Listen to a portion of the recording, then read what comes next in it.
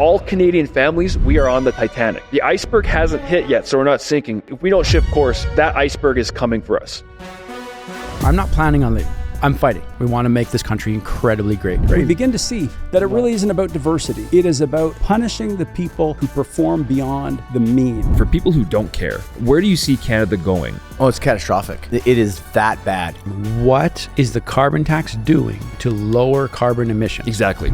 I love this country. I was born in this country. I believe in what this country stands for. I believe in its people. I believe as a place opportunity for all to come and live, but the path that we're on is not working, and we are not going to be what we're supposed to be if we continue along this path. Yeah.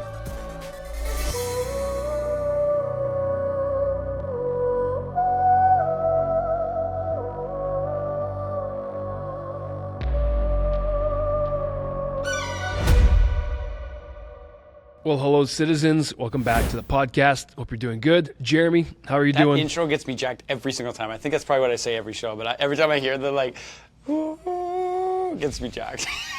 So ready to go. That's we good, gotta man. save this country. Glad you're getting pumped.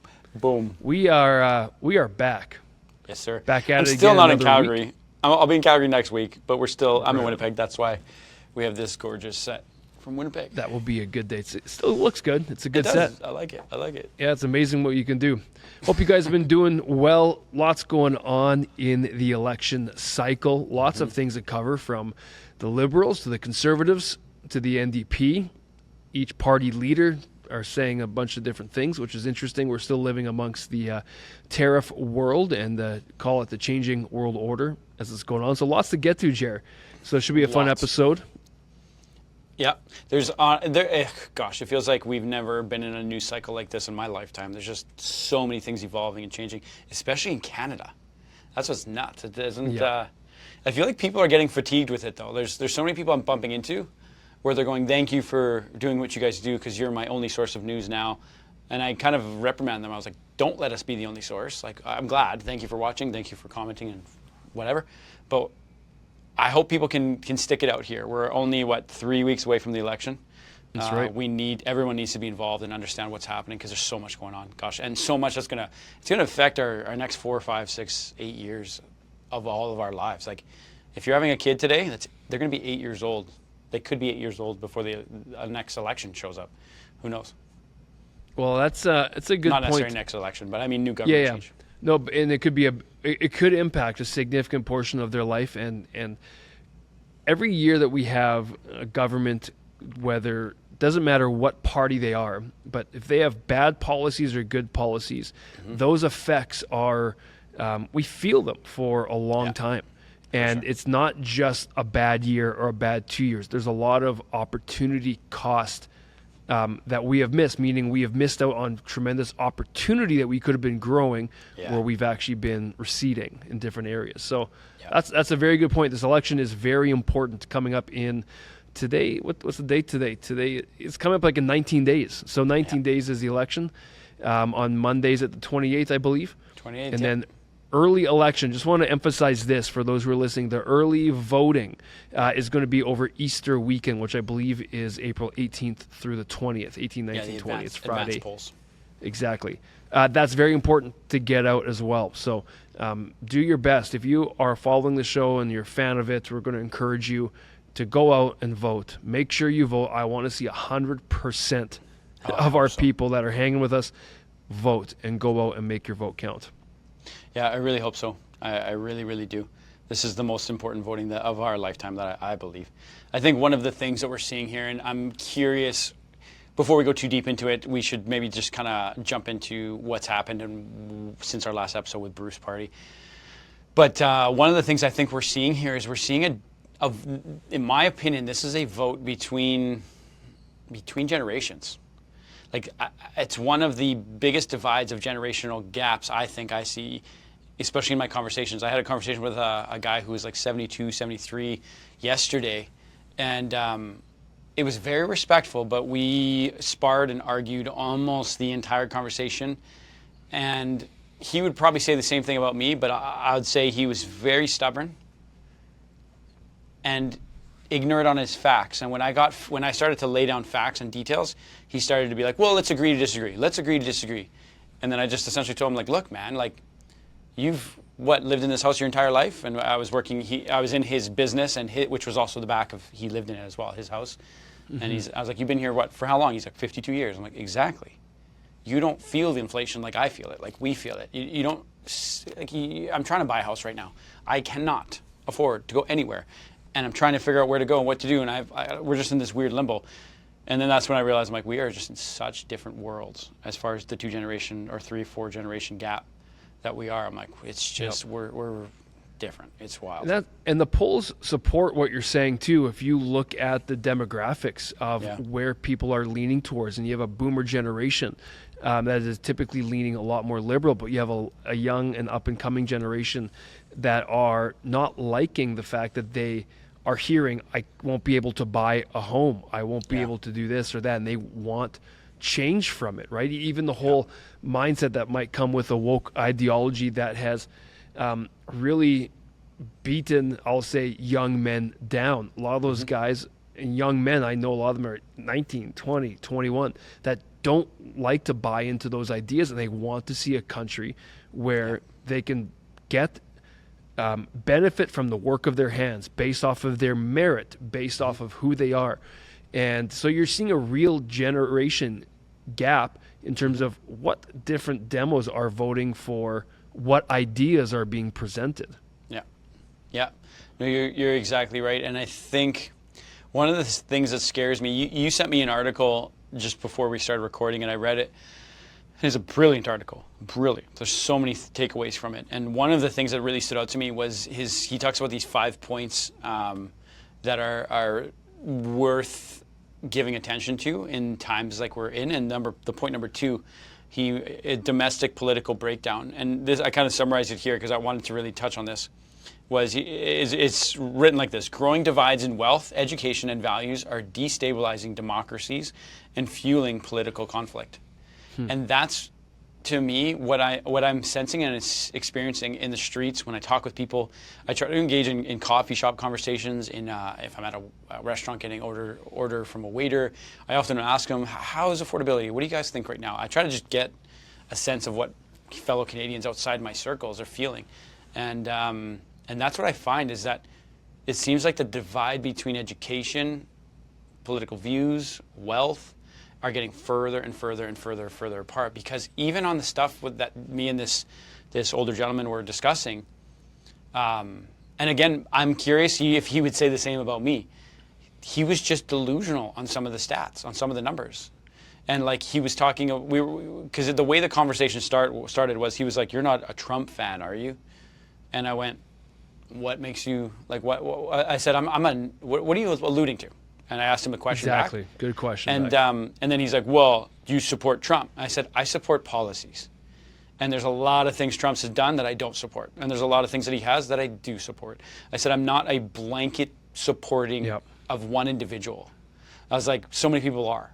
I said, "I like a lot of the stuff he's done.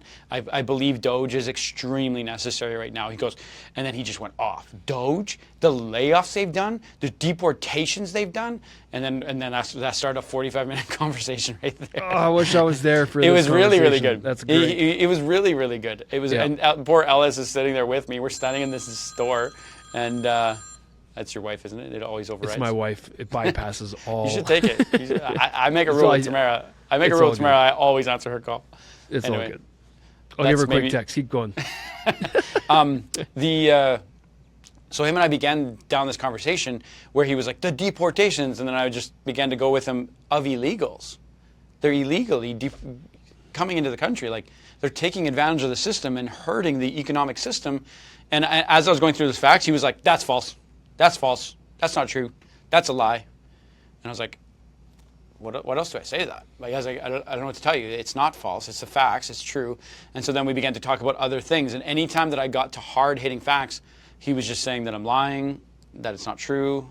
And that's when I walked away quite deflated. Like, I even to Tamara, I was doing some studying later, and I was sitting beside Tamara, and I just kind of said, "Can I bounce this off you?" And she's like, "What?" I'm like, "It's really sitting heavy with me what this guy's approach was." And she's like, "Why? Why is it bugging you so much?" I'm like, "Because I couldn't even get through to him with hard-hitting numbers, facts, and details, and that scares the crap out of me." If we have actual details of what the economy is going through, numbers and effects of what these policies are doing, and he's so like, nope, nope, nope. And so I finally got very frank with him and told him, I said, it looks like to me that you're only watching CNN and CBC, man. Like, you sounds like you only got one perspective. And then he was like, no, I don't. I was like, so what other stuff do you watch? And he couldn't give me an answer. And that to me was, I was like, we can't get there. We have to have good conversations. And he thanked me. He said, thank you for sparring with me today. I appreciate it. I'm like, do you? I was like, I don't know if you do. But what you're hitting on, though, is there is a widening divide of not being open to other thoughts and ideas. And that is a real issue. This whole idea of we don't have people at the proverbial table anymore to have the conversation. People aren't showing up at the table because we become so tribalistic in our thinking.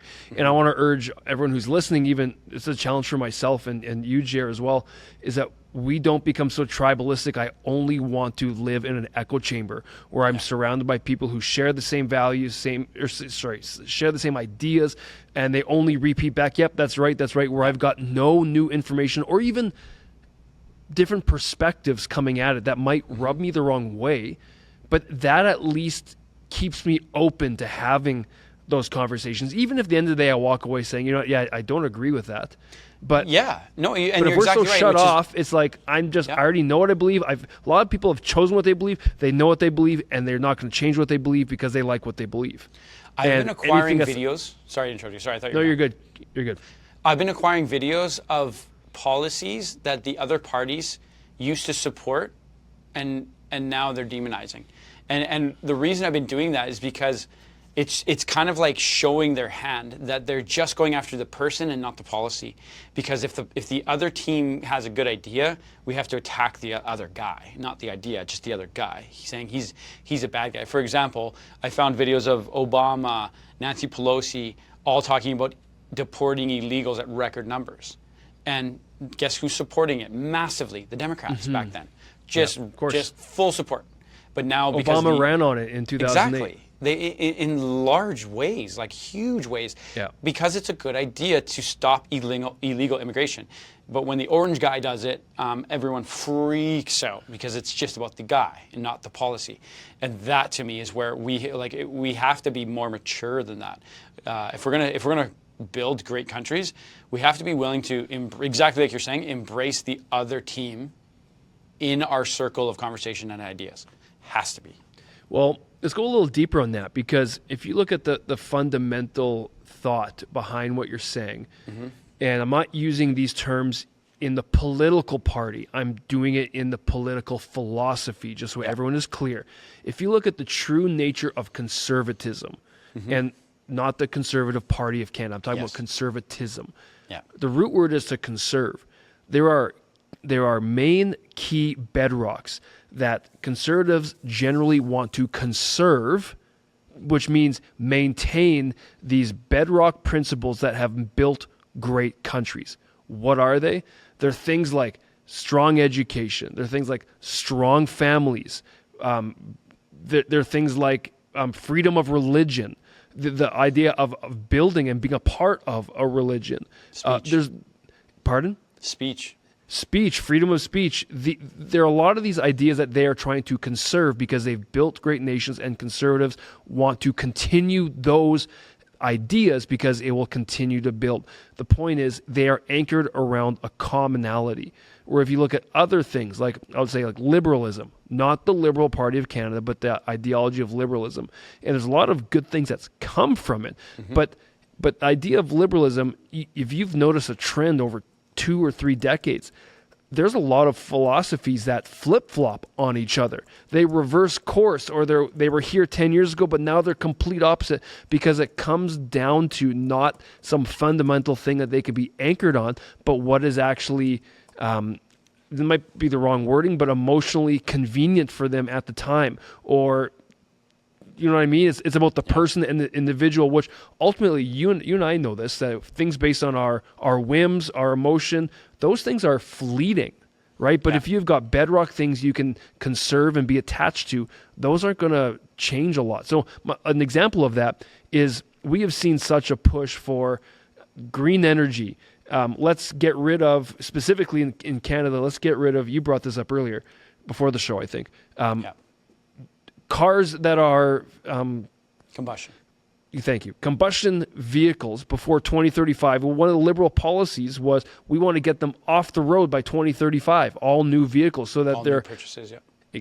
Exactly. But my point is, now at the same time, you have someone like Elon Musk, who is a giant, the world's leading proponent in that, and now he's a part of something you don't like. So let's burn Teslas. Let's sell your Tesla. Let's boycott this. So you abandon this other philosophy for this other political convenience. My point is that it really comes down to that fundamental thing of what are people gripping to, and we have to look at, when we're looking at this Canadian election, it's a really important election because you have to look at what are each parties proposing that we do with our country going forward. That's really what it comes down to, and who's got the ideas and who can actually execute on the ideas that's going to change course for our country. Yep, and that's exactly it. And it's like, I wish it was a cleaner cut place to. I wish there was a cleaner cut place to look or know about this true hard statistics of our economy.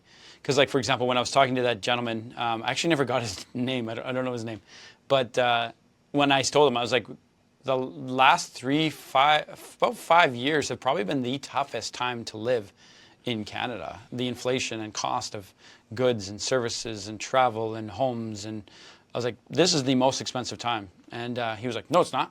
It's not bad at all. And I was like, buddy, again, like, I was just our experiences are just obviously so different. And I just, no, it's not. Okay. I know. I was like, okay, shut good. you down. Yeah, exactly. You're done. No.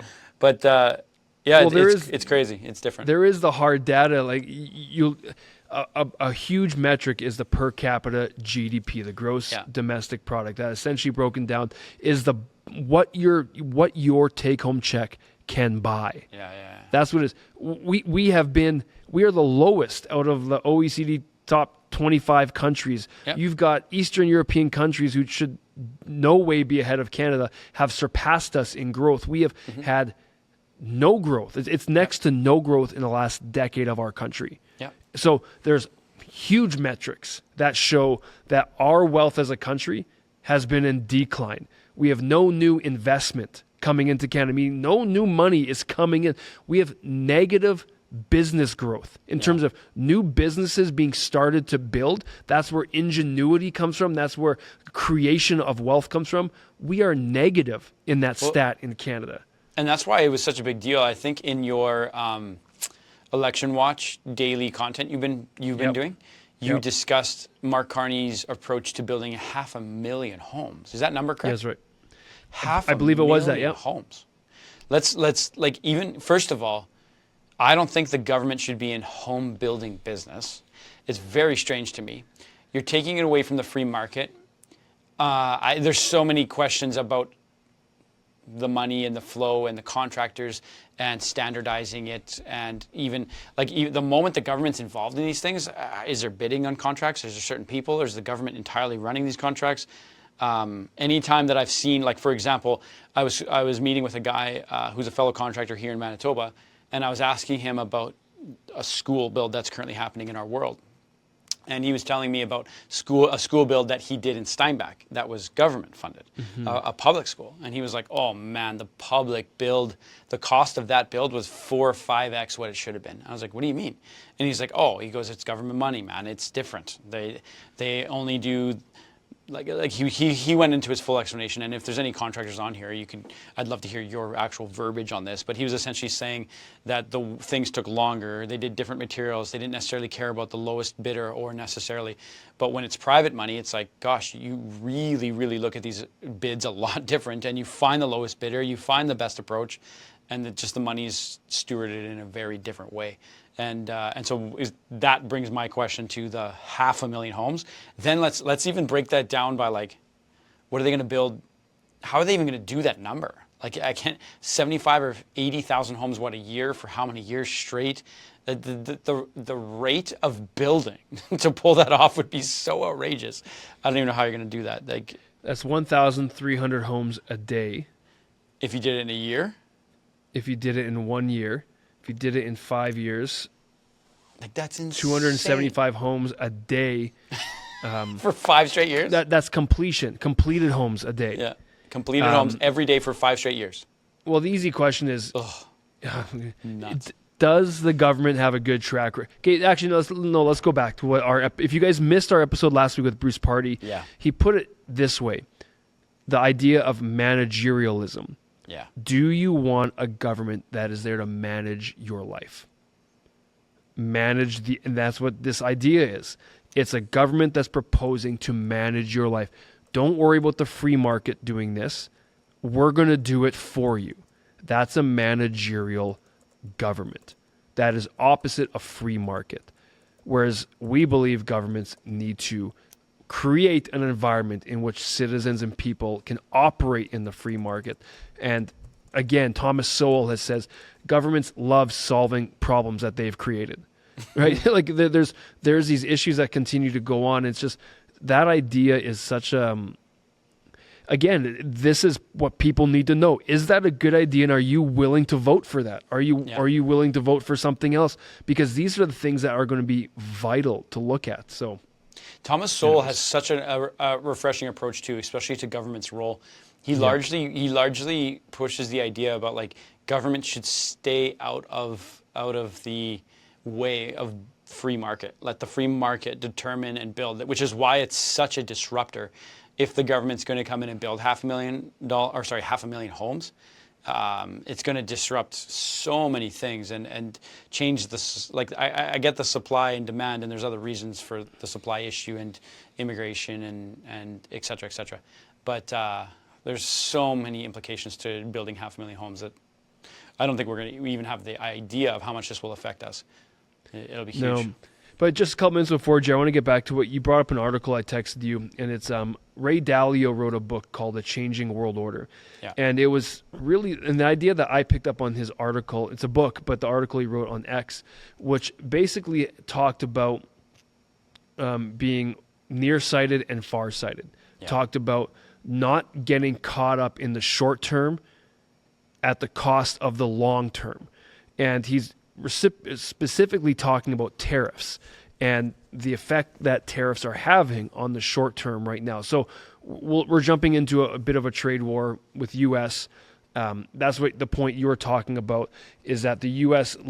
was living in a world, or sorry, I should say the world was living in a world where the U.S. was working unilaterally with other countries for trade and all open together. But now the U.S. is trying to move into a world where essentially them as the biggest economy and the biggest power is actually establishing a pecking order in the sense of here's how things are going to operate. That's what it was like before a while ago, but it moved into a different world. And Trump's trying to do that for a number of reasons, but through tariffs.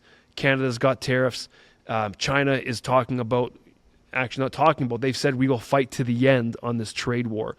Yeah. So that will be interesting to see how that pans out. The reason why I'm bringing this up, because tariffs are inflicting currently what the media is going nuts on this. But if you've been watching the markets in the last last while, and specifically I'll say the last week, today, but also what's today? Today's Wednesday. On Monday with the giant sell-off and then the jump back up Friday, there's been a huge amount of volatility in the markets, and people are going crazy. Media, in my opinion, is blowing it out way bigger than it actually is. But there are big deals going on. What I wanted to bring up is people are using this as an opportunity to distract from the long-term potential gain and trying to focus on the short-term pain that people are feeling at the expense of the long. Meaning, the markets are crashing. Look what Trump is doing. It's all him. This is a result of tariffs.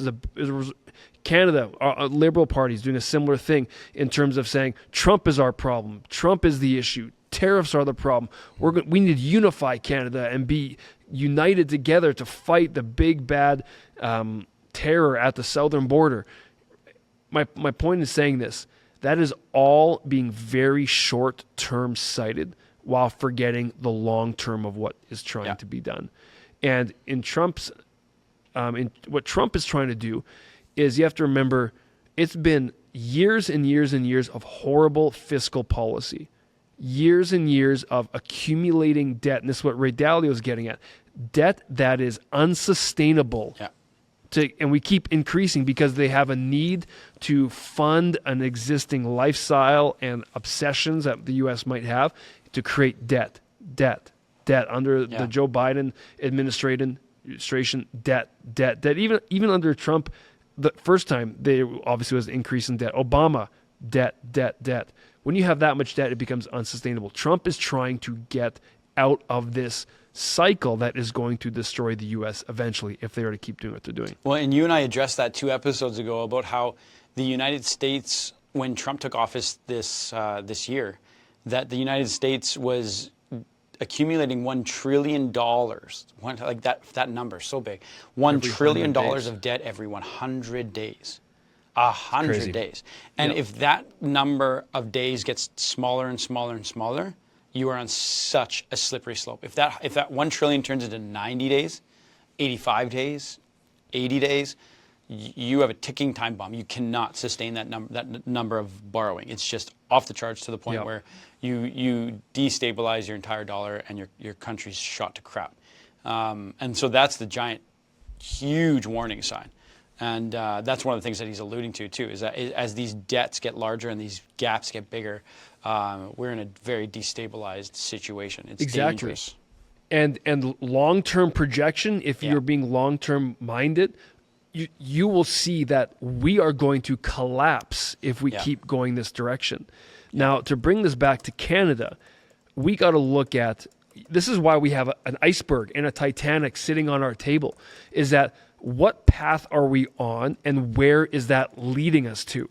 Right? The proverbial iceberg is that eventual destruction of the beloved country that we have if we keep going on the path that we've been on.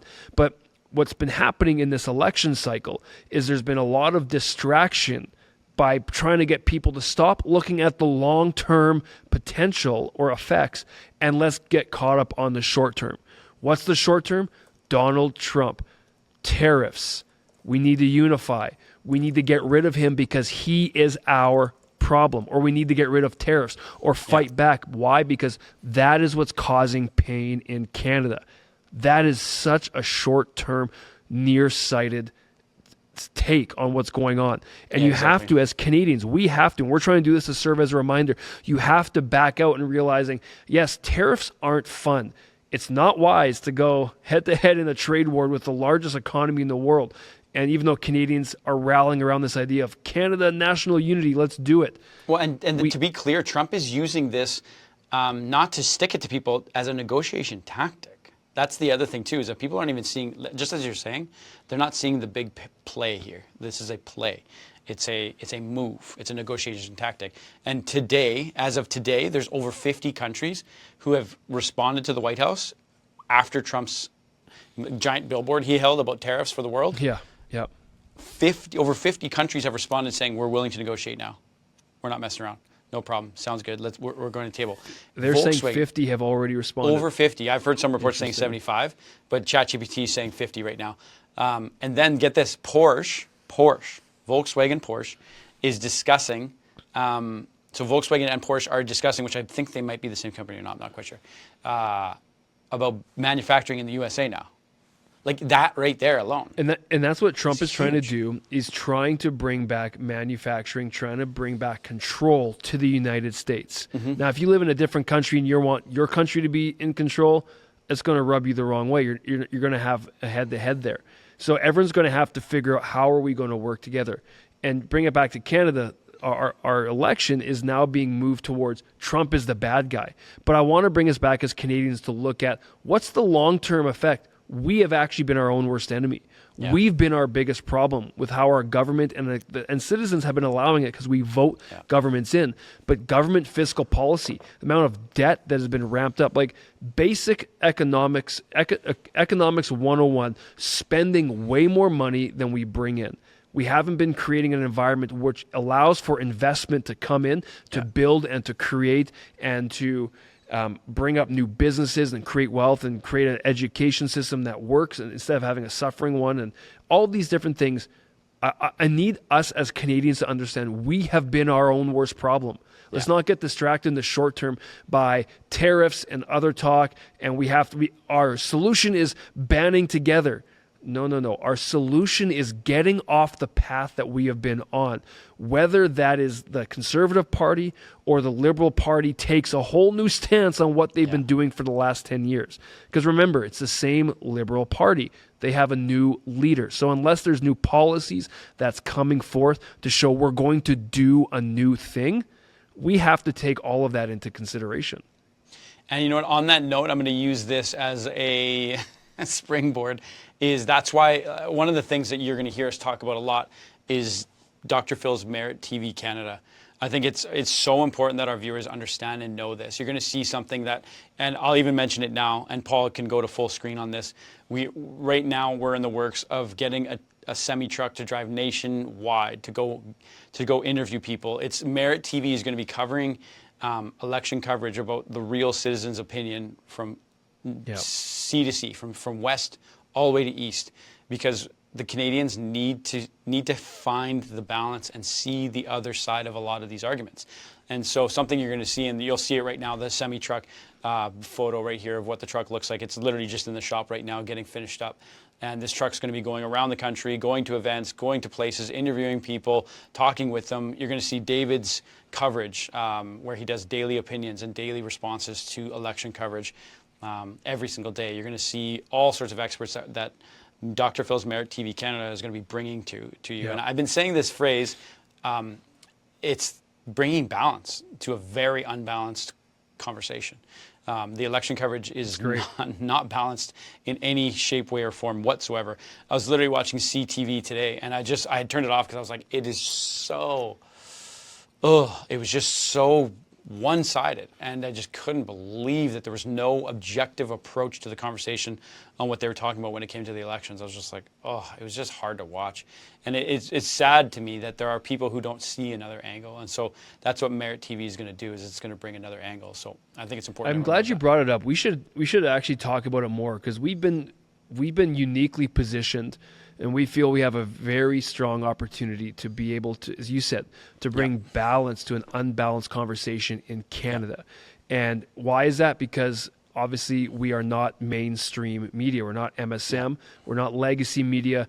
We are independents. We are guys that love doing this and having raw conversations. But at the same time, we also have a CRTC licensed television channel that's got a lot of backing that we are in the middle of pushing. And this semi truck, it's just a small little token that's going to be, it's going to bring awareness and show people of election coverage but grabbing the stories of real people. And as this continues to grow, we're going to be adding more and more great programming and content that's going to bring different opinions to the conversation that isn't just living online, isn't just living in a place that could be gone overnight. No, this is a television channel that also lives digitally. It's a combination. But having that CRTC license is a stake in the ground of, now we're not here packing up or gone overnight. Like, we're here to build something. Because for those who don't understand democracy, I shouldn't say understand, those who might not know a lot about democracy, the media is the fourth pillar of democracy. It is vital for the media to be operating as it should, for a democracy to operate the way it's intended. Meaning, the media is there to bring out information to represent all sides. So citizens can have opportunity to weigh and reflect and converse. And in Canada, we don't have that. It's 98% on one side. And I'm trying to say the fact of we care about balance. We care about other perspectives being heard as well. So I'll be bold enough to say, if you'll believe in us, help share our stuff, comment, and all that stuff helps build the brand that we're trying to build, because we want to bring balance to Canada. If you trust us, if you like us, help us to build this, because we got a lot of great relationships. You'll be seeing great people joining. So anyways. And you'll see it here first. If you're a citizen follower, there it is. I don't know if you see it. So it'll go full screen right now. But this is the semi. It's literally in the shop, getting covered. I don't know how much you can see, but we'll go to full screen. Slide here so you can actually see it. But Merit TV Canada going nationwide. It's the start of something really big. It's leaving Winnipeg on Sunday. and it's driving. We're probably going to get to driving around the country and interviewing people, talking with them, going to political events, but bringing balance to a very unbalanced conversation. Maybe you and I show up back in Ottawa again. Yeah, maybe, man. That'd be so weird. When the truck gets there, we'll talk to more people again, relive it's not a bad idea. Our early COVID days. Yeah, I agree. Man, what with a you. crazy time that was. That was 4 years ago now, isn't it? It was almost 4. It didn't feel real. That was especially when you started seeing people getting arrested from all sorts of crazy stuff. It was nuts. I never thought I'd see that. Felt like we were in a different country. Yeah, I'm going to show you a couple clips here. You can see my stuff being over there, hey? I think so. Have you been seeing? Okay, you want to jump to this, or what do you want to talk about now? Yep. I wanted to show some comments coming from. Well, actually, I'm going to put this up first. Is that it was interesting because Canada's Liberal cabinet. I saw this about 10 hours ago and looked into it. It's true. They authorized spending of $40.3 billion of taxpayer money on their programs in the middle of an election. How? Through executive decree known as an order in council. I'm going to bring this up right now. I think I'm connected. Here it is. If you can show that on screen, PC number 2025-0462, whereas the president of the Treasury Board reports that there is no appropriation for the payment of the sums mentioned in the schedule. So it keeps going on. There it is. But the interesting thing is that stuff like this, from my understanding, in Section 63 of the Constitution Act is actually illegal. Things like this are not allowed to be passed or used or pushed through. Very specifically, it states that bills for appropriating any part of the public revenue or imposing any tax or impost, it has to originate in the House of Commons, which has not been operating because of it being prorogued, but now because it's an election. So that's an interesting thing that, like, it's just interesting how these things can slide through without much awareness being brought to it. That's so wild. I want to bring that one up. I'd love a lawyer's approach on that and see what they think. Yeah, you and I are not lawyers, but I just did a little bit of digging into that. I thought that was interesting as well. Crazy. One thing that I thought was interesting too, again, these are just David's random musings, if you guys are cool with it, is there's an elected MP out of Ontario that his name is Adam Van Coverdon, and he's an MP of Ontario. And he put something saying, congrats to Pierre Poilievre on his endorsement from Stephen Harper. He joins felons like Conrad Black, conspiracy fraudsters Alex Jones, Nazi saluters like Elon Musk, and far-right influencers Jordan Peterson, Joe Rogan, Ben Shapiro. You're in good company. The reason I wanted to bring this up, Jer, is because... Can you send that to me? That's so outrageous. Yeah, I'll send it to you right now. The reason I want to bring this up because this is an elected member of parliament in our country, of Canada, from a party that does love the idea of inclusivity, love the idea of being tolerant and accepting, right? But whenever it comes to people that have different ideas in them, all of that gets thrown out the window. And the reason why I wanted this to be important or talk about is because this language here is something that I think is completely inappropriate from anyone who's an elected MP in our office, because what you're doing is not just throwing shade, you're demonizing, you're throwing, and you're now bringing up even these other people who have done great things and are, look at these guys, Elon Musk, Jordan, Joe Rogan, all these different guys that are on here, like they are hugely influential in the world. And some of them used to be former left of center politically. Yeah. Right? Can you send it to me? I kind of want to go through the wording on that. That's what floors me so much. There's so much virtue signaling happening with that. And then also assumptions of people's maybe ignorance on those individuals. It just seems so outrageous. Holy smokes. Yeah, it really bothered me, the language coming from that. It doesn't matter if you disagree with people politically, but the fact of what you're trying to do in the demonization of that language is just, I think that's highly inappropriate of that MP of, what's his name? I didn't even know this guy. Well, Adam Van Coverdon. I just feel like, you know what, dude, you can be better than what you did there. That is not, as a leader in this country and representing Canada, you can say that in a much better way. Like, that is poor, and that's emotional. It's highly emotional, that type of wording, and there's like no wisdom in it. So Well, it's I straight just up think lying we can be better. too. There's straight up lies, and like even the whole Nazi saluters like Elon Musk. Yeah. That Adam knows. I guarantee you, Adam knows he was not Nazi saluting. Like, are we 100%. flipping kidding? Yeah, man? exactly. He was not Nazi saluting, and he even made statements afterwards. So if you're going to say this to the public as a office holding person, you no respect. I have no respect. You know what for the that thing is whatsoever. too? That's What people like this, and we don't know Adam, but your wording I think says a lot. Wow, yeah. Maybe it's a bad moment. What you're failing to understand is that the rhetoric that you're using isn't just attacking those few individuals that you named. It's actually attacking millions of people who follow and support and look up to these people. And this idea of divide is just, it's too much. And we have to lose that type of rhetoric in our country if we want to get people back to the table to have real conversations. What that shows me is emotional immaturity, that you can't handle people being on a different side of the aisle than you. Is he And actually that's what we're elected? losing. Is He Adam is, yeah. actually elected? Yeah. He is, yeah. Out of Ontario. He is the MP for the Milton constituency out of Ontario, as a Liberal member of the party. All right, here's a different little lighter note, Jer. Here's some footage from Kirk Lubomov, who was texting me the other day when he went up to the rally for Pierre in Edmonton. Did you hear how many people were there? Yeah, it was like 11,000 or 10,000 people, right? Yeah, he's seeing record numbers. That's something I've seen. Yeah. Stephen Harper's endorsement is obviously there.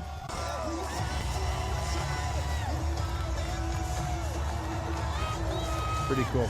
The Prime Minister's, the thing that I'm curious, because I just haven't seen it, is he having the same rallies, same people? I don't know. I know he snuck into some pubs, which was really weird. Yep. I've never seen that before from a sitting Prime Minister even. It seems like small, limited amounts of people are being allowed in. You have to be accepted by being And a I wonder registered why are they doing liberal. that? I don't understand. I'm not sure either.